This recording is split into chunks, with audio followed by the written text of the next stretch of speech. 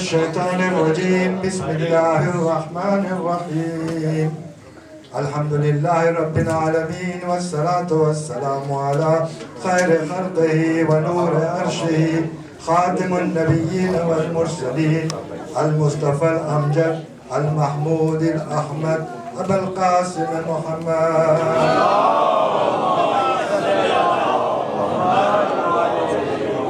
أهل بيته الطيبين الطاهرين المعصومين الذين أذهب الله عنهم الرجس وطهرهم تطهيرا.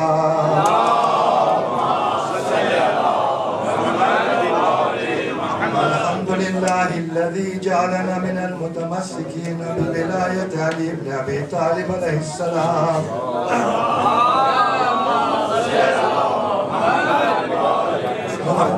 Donc je vais aller très vite. Je vais d'abord prendre un verset que Molana a relaté la semaine passée, a récité la semaine passée, qui va nous donner le fil de ce que je vais dire après. Molana a dit Bismillahirrahmanirrahim Qul in kuntum tuhibbuna Allah fattabi'uni yuhibbukumullah wa yaghfir lakum dhunubakum. Donc Allah subhanahu wa ta'ala demande au prophète de dire, dis-leur, si vous aimez Allah, fattabi'uni, marchez sur mes pas, suivez-moi. Suivez-moi, ça veut dire faire ce que lui fait. Donc suivez-moi. Si vous me suivez, yuhibbukumullah, Allah vous aimera. Et s'il vous aime, il vous pardonnera vos péchés. De là, on peut partir. Aujourd'hui, nous célébrons la naissance de Hazrat Ali alayhi salam. Ça doit être prêt.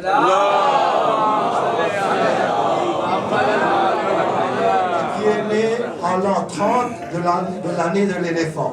L'année de l'éléphant, c'est où notre prophète est né. Et 30 ans après, c'est Hazrat Ali qui est né. Et après 10 ans, ça se passe en 570 après Jésus-Christ. Et la naissance de Hazrat Ali en 600 après Jésus-Christ. Et c'est en 610 après Jésus-Christ que le prophète va proclamer la prophétie. Donc aujourd'hui, c'est une date très importante pour nous parce que ça va nous donner, ça nous donne notre premier imam. C'est-à-dire après le prophète, le dernier des prophètes, c'est notre premier imam. Et nous en avons 12. Et les 12, on vient de relater dans les poésies, les 12 ont dit la même chose. C'est pour ça que le prophète a dit Awwaluna Muhammad, wa awsatuna Muhammad, wa akhiruna Muhammad, wa kulluna Muhammad.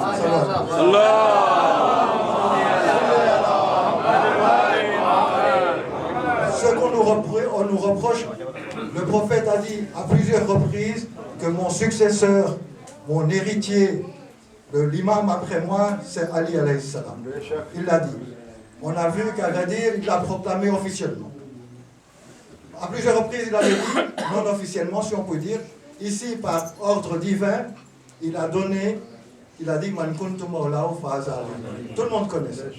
Maintenant, on nous reproche, pourquoi est-ce que nous, lorsque nous faisons notre profession de foi, le kalma dont on parle, que la majorité des musulmans disent La ilaha illallah Muhammadur Rasulullah, et nous disons La ilaha illallah Muhammadur Rasulullah, Aliyyun waliyullah, wasiyya Rasulullah wa khalifatahu bil ardh.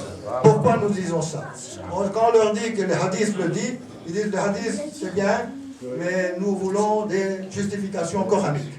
Alors voyons avec le Coran, qu'est-ce qui se passe. Si nous regardons dans le Coran, nous voyons que le mot wali, si vous allez chercher la définition, vous allez trouver ami. Ce n'est pas la définition. La signification de wali, c'est maître, c'est saint patron. Saint patron, patron sacré. C'est-à-dire que s'il qui dit, vous devez suivre. Donc, c'est ça qu'il faut mettre en truc. Alors, si on regarde dans le Coran, la sourate numéro 5 sur le Maïda, verset numéro 55, que tout le monde connaît, et que tout le monde reconnaît également. Et même les sunnites reconnaissent. Qu'est-ce que dit Allah subhanahu wa ta'ala?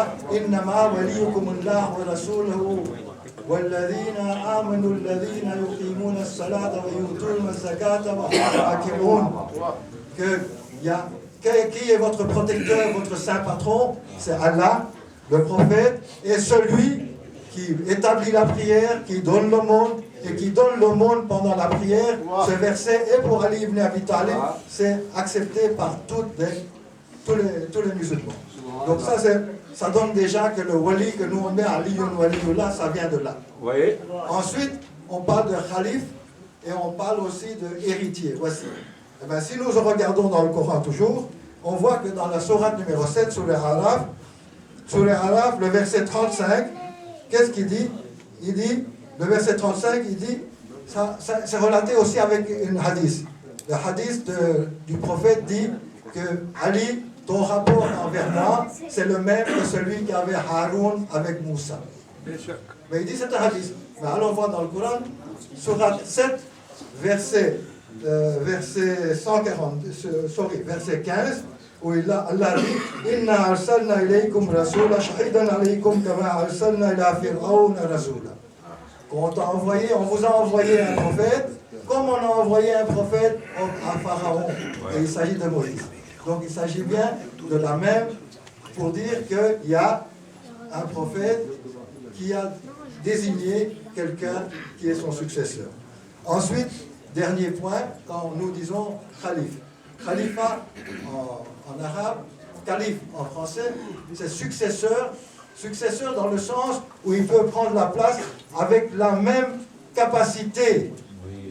C'est pas n'importe quel successeur. C'est un successeur qui prend la place, mais avec la même capacité que de son précédent.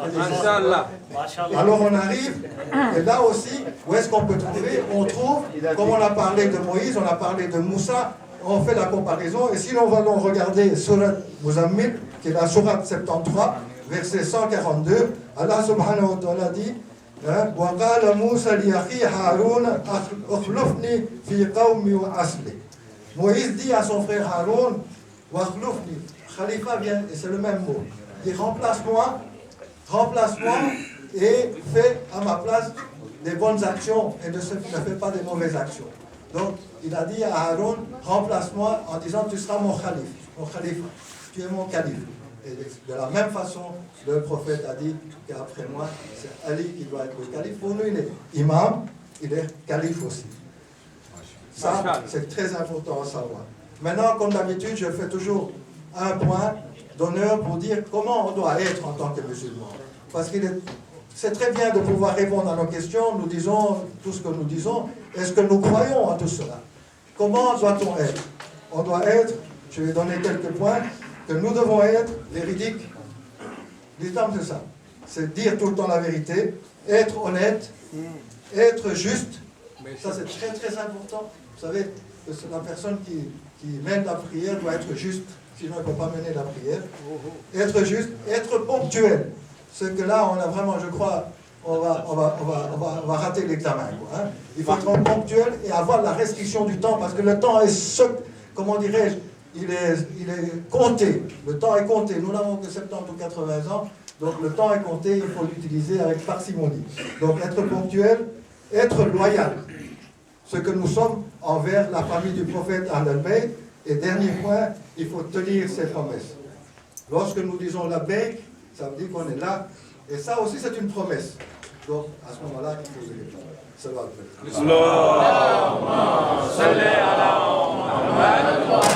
faire.